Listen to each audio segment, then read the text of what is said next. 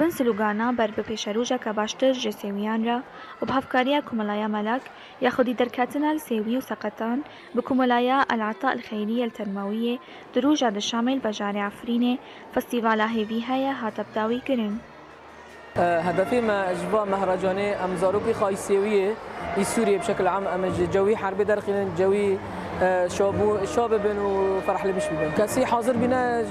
سوريا عامه حاضر بنا اش حمزه جمع هي سوي اش حمزه هاتنا اجري في ادلب هاتنا اش حلبي هاتنا اش حمي هاتنا وش سوي هنا العفرينه وقلنا عارفين يجي حاضر بنا ودروجا یکم دب بشتربونا هن وسایت رنگهاندنی و نیزی هزار کسیفا و هروها هنرین خسریا دموکراتیک و سازی و کمالای چالک دافرین دا فستیوال دست بکر.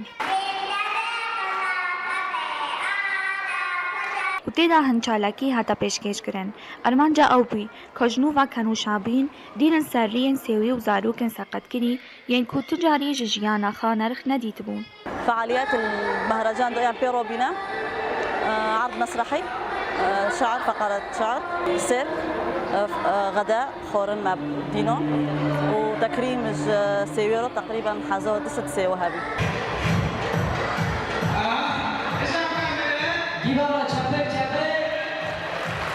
روجا دویام یا فستیوال جودتر بو جروجا یکم با جبرکو مزگینیا و جنشکو و هاتنا هنرمند حکمت جمیل جبشتنان را او روج دست بکر.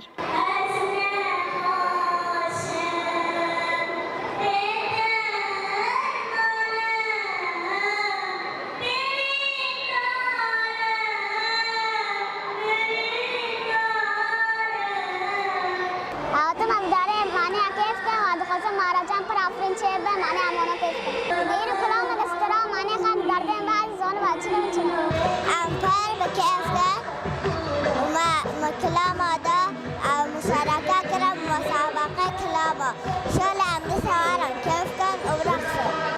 هجای بیرخستنیه او مهرجانا جارای کمین به ورنگی العفرینه تی چه کرن و بطایبات بشتربونا زاروکان جدروای عفرینی.